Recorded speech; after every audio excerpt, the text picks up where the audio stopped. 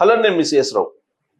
Trump తాను కూర్చున్నటువంటి కొమ్మని నరుక్కుంటున్నాడా?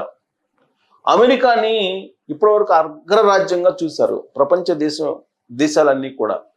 కానీ ఇప్పుడు అన్ని దేశాల్లో అమెరికా కూడా ఒక దేశం అన్నట్టుగా అయిపోతుందా అనేటువంటి ఒక టాక్ నడుస్తోంది ఆర్థికవేత్తల్లో. దానికి కారణం ఏంటంటే ఇప్పటి వరకు ఉన్నటువంటి టారిఫ్లను ప్రతీకార టారిఫ్లు అంటే ప్రతీకార సుంకాలు అని అంటూ మొదలుపెట్టారు ట్రంప్. ఆ ప్రతీకార సుంకాలని అన్ని దేశాల మీద విధిస్తూ ఉన్నారు.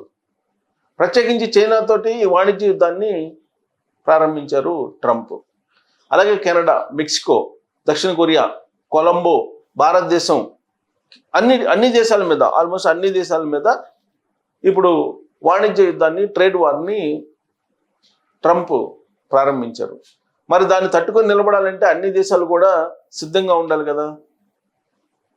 భారతదేశం కూడా సిద్ధమవుతుంది.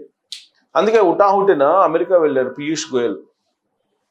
వెళ్ళి స్వేచ్ఛా వాణిజ్యానికి ఒప్పందం కుదుర్చుకోవాలి, ద్వైపాక్ష ఒప్పందం అనేటువంటి ఒక కాన్సెప్ట్ తోటి ఆయన అమెరికాలోకి వెళ్ళిపోయారు. దాదాపు 2 days నుంచి అమెరికాలోనే ఉన్నారు. మన దేశానికి సంబంధించి ఈ మొత్తం ప్రయత్నం చేస్తూ ఉన్నారు. ఎందుకంటే కారణం ఏంటంటే మన దేశానికి సంబంధించి ఎక్కువగా ఎగుమతులు అవుతుంది సాఫ్ట్వేర్, అలాగే ఫార్మా. ఈ 2 రంగాలు మేజర్ పోర్షన్ ఎగుమతుల్లో.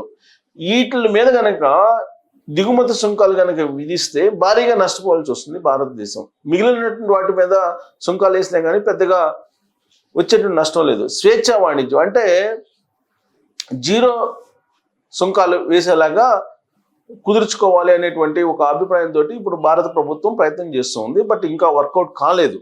కాకపోతే ఇప్పుడు హార్లీ డేవిడ్సన్ కానీ లేదా టెస్లా లాంటి కార్లు కానీ ఇంపోర్ట్ చేసుకునేదానికి ఇంపోర్ట్ డ్యూటీ అంతకుముందు 100% నుంచి 150% ఉండేది ఇంపోర్ట్ డ్యూటీ. కానీ ఇప్పుడు తగ్గించేశారు.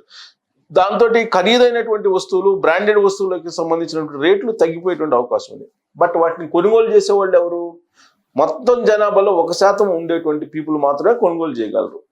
అది అమెరికాకు వర్కౌట్ అయ్యేటువంటి పరిస్థితి ఉండదు. అమెరికాకు వర్కౌట్ కావాలంటే కనుక భారతదేశంలో ఉండేటువంటి జనాభాలో కనీసం 60 నుంచి 70% మంది కొనుగోలు చేసేదానికి అందుబాటులో ఉండాలి ధరలు. కానీ ఆ పరిస్థితి అమెరికా ప్రొడక్ట్స్కు ఉండదు.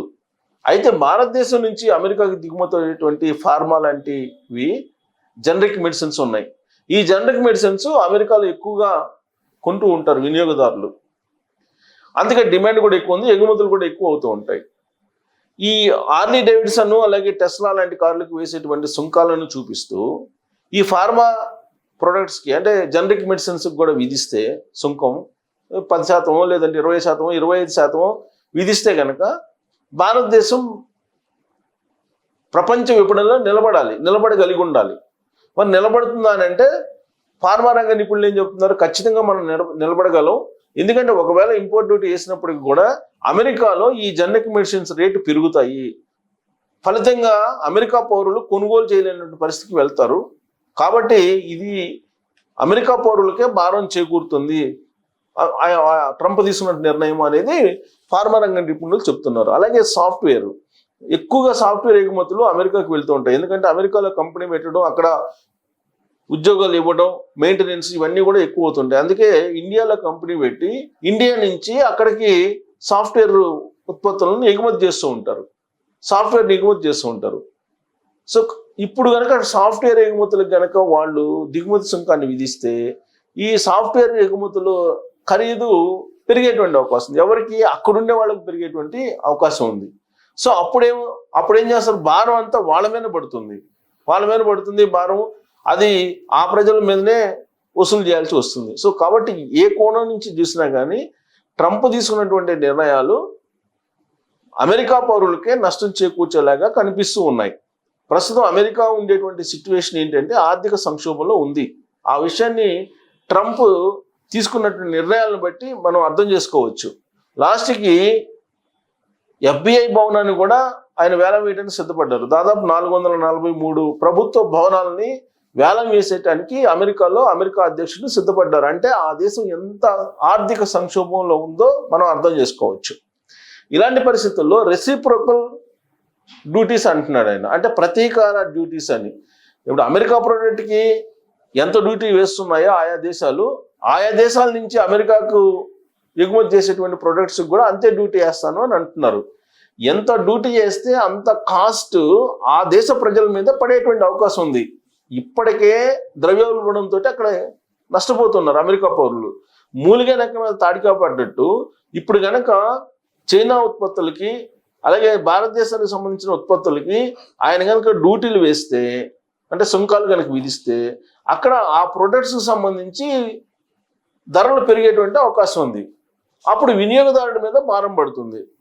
మరి ట్రంప్ తీసుకుంటున్నటువంటి నిర్ణయాలు అది అమెరికా పౌరులకి మంచి చేకూరకపోగా వాళ్ళ మీద భారం పడేలాగా కనిపిస్తుంది అనేది సర్వత్రా వ్యక్తం అవుతుంది.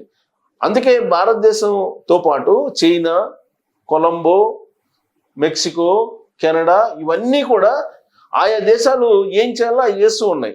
ఒకవేళ మీరు సుంకాలు వేసినా కానీ మేము రెడీ అని చెప్పి అంటుంది చైనా. ఎంత దూరం అయినా కానీ మేము రెడీ యుద్ధానికి అని చెప్పి చెప్తూ ఉన్నారు జిన్పింగ్, చైనా అధ్యక్షుడు.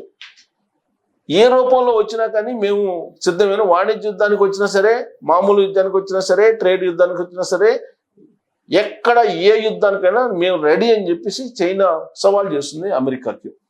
మరి అమెరికానేమో ఇప్పుడిగా నిర్ణయాలు తీసుకుంటూ ఎగ్జిక్యూటివ్ ఆర్డర్స్ ఇస్తూ వెళ్ళిపోతూ ఉన్నారు ట్రంప్ ప్రత్యేకించి. ఆయన కారణంగా అమెరికా ప్రజల్లో ఒక ఆందోళన, ఒక అలజడి మొదలైంది.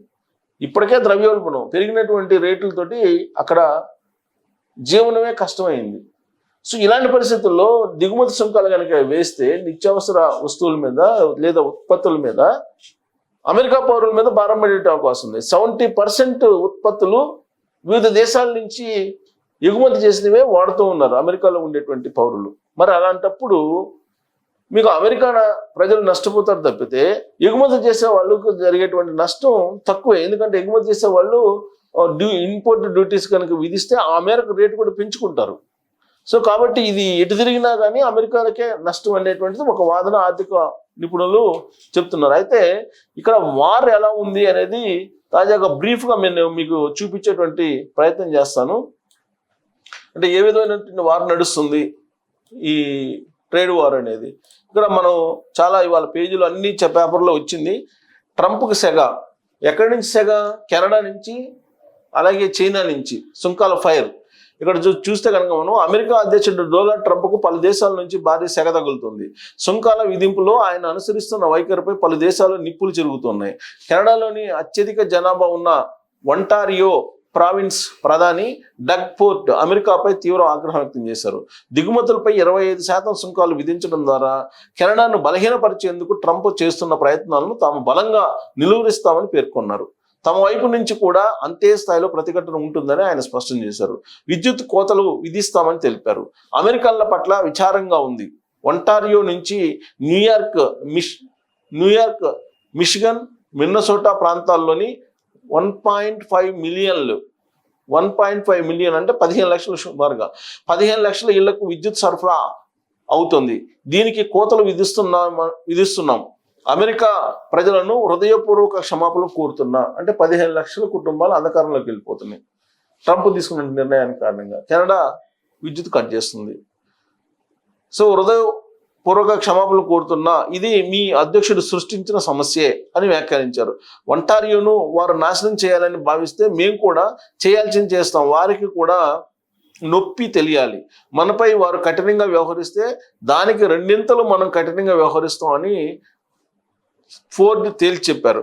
అదేవిధంగా టెస్లా అధినేత ఎలన్ మాస్క్ నేతృత్వంలోని స్టార్ లింక్తో ఉన్న $100 మిలియన్ ఒప్పందాన్ని రద్దు చేసుకుంటున్నట్టు ప్రకటించారు. అంతేకాదు సుంకాల యుద్ధం ప్రారంభిస్తే తమదే విజయమని ఫోర్డ్ పునరుద్ఘాటించారు.